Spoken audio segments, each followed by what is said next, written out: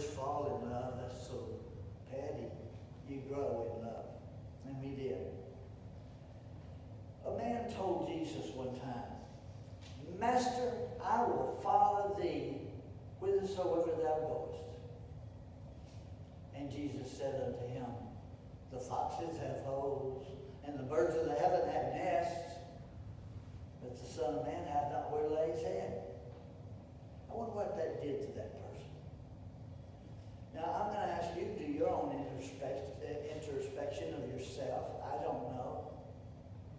Are there some things in front of you right here in this city, right in your life, that you could do and it would make things better for someone else if you did it? It would make things better for the church if you did it. Or it would make things better for individuals that you know of if you did them. So you never know. The foxes have holes, birds of the heaven have nests. You don't have any. You get with me, you're not going to get to be a prince or, a servant of the king. You come on and do that. It's kind of hard to think, like I told of that young preacher, he was shocked a little bit when I said, now, go suffer hardship for Jesus Christ. And he was stunned a little bit. And I might have been too at his age.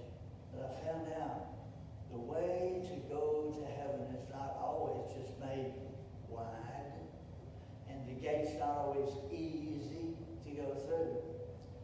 But straight is the gate, narrow is the way that leadeth unto life, and few are they that find it. Sometimes it's just best for us to quit thinking of ourselves. And you say, well, I can't do that. You do a little bit tonight, you probably do more tomorrow. If you'll try a little bit, you can do more tomorrow.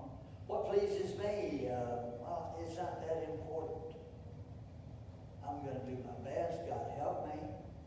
And then I'll let all that little stuff, take care of itself.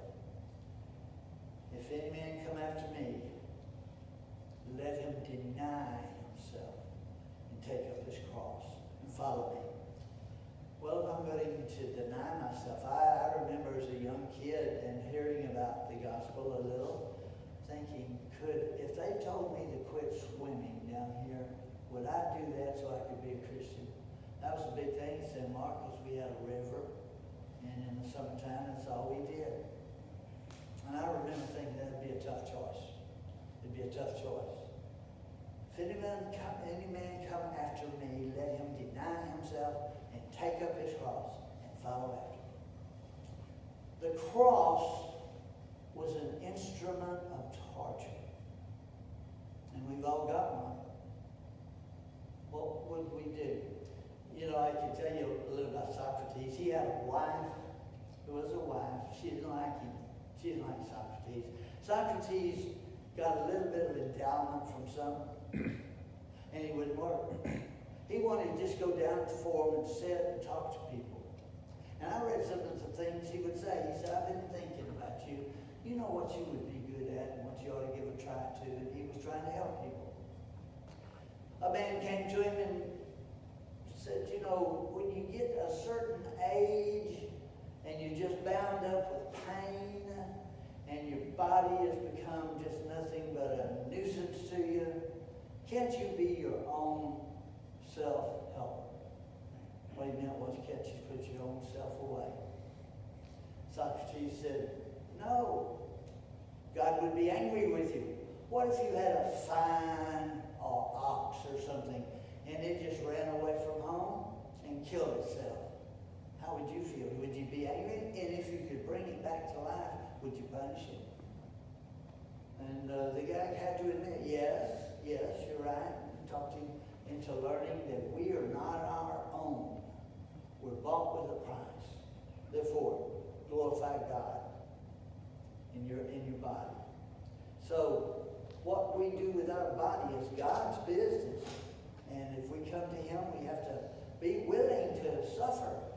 Take up a cross. I don't know, but the most scary thing in that verse might be, and follow Him. Because we see the way He went. I get a kick sometimes of watching the persecution Jesus got. It's almost like one time they're going to beat him with stones, and he said, wait, just a minute. I told you a lot of wonderful things. I just want to know, which one of them are you going to stone me for? I just threw them into it. They didn't know what to say after that, but that was pretty cool under fire. And he said that, if any man come after me, well, we're trying to come after him, so we have to take up our cross. Can you think just for a minute? I'm not going to bother you for a second or two.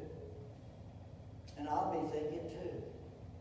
If I had to try tonight, right now, I'll do maybe the best job, but I'll do a little. What could my cross be? Am I willing to take it up? Each one of you could have a cross. Some very difficult, but very good. You know, I can tell you mine be very, very strange to you. I don't understand it. But I listen to my dad talk about some doughboys over in World War I and bayonet fights and bullets flying. And I listened to my brother who'd been in Korea, and he'd talk about it at night. He'd just huddle down in a foxhole with a buddy and be afraid. And that how he, you know, it's not easy to kill a person. I'm not sure I could, but they found out that most people who go into combat, like on D-Day, they didn't even fire their rifle. It's just hard. War is very hard. But I wanted to go, of all things, because of what I heard. It got in my blood, and I wanted to be in there. Maybe in some things, maybe I don't even know to this day, made me want to be in war. At age, a little before 17, I signed up to be in the Marine Corps and all that. And at age 17, my mother signed that I could go. Take him. Go ahead and take him. She said, well, actually, she liked to be funny. I can't get him up. Maybe y'all can. Well, anyway, they took me, and I went. But the whole time I was in there, it was a short reserve time. No war. Well, it wasn't very long. I went out there. I went out. But you know, I've found about 3 or 4 people in my lifetime who said, Jerry, I understand. You needed that. Every young man needs one more or something like that. I don't know why. And he said I was the same way. Of course, I think I was blessed by God by being kept out of Vietnam. I'd already made plans to go to a preacher school and all of that. And then I got out, and I finally had a degree enough that let me even be something like a chaplain. Barbara felt so sorry for me, she tried hard to get me into a war. That tells you something about Barbara, doesn't it? She wrote letters, she made phone calls. When we first got married, she went into my house where I was living as a preacher boy, just living in. She came out with a stack of envelopes just like that, blue ones. And she said, Jerry, I found a stack of envelopes and not a one of them's open. And I just told her, they're from Dan Haddon. He and I went in together. He re-upped and went back in, and he's in the Marine Corps Snipers, and I shot better than him. I don't like to read those letters of what he's doing. It just hurt. There was a little hole in me, I think, until this very day. I don't think it was guilt. It was just sort of a private, personal gain or something that I wanted. But that was my cross. I actually did, as a young man, what I knew God wanted me to do, rather than what I wanted to do. I know that may sound strange to you, talking about a war and all, but you know, let it sound strange, it's the truth. I can remember saying, what would he want? What would he choose? He wants me to do this. And though I'd been saving money for preacher school and all, I went ahead and went to preacher school. I didn't go in the military full time. I didn't re-up, and I wanted to. Well, there we are. What's yours? I mean, it can be very strange, like mine. You didn't know all that, I'm sure Priest didn't. Mother did. And she just tried and tried to help me. She saw it was really a burden. But you know it was a good burden, and I look back on it. God was blessing me and helping me and doing all he could to keep me out. And he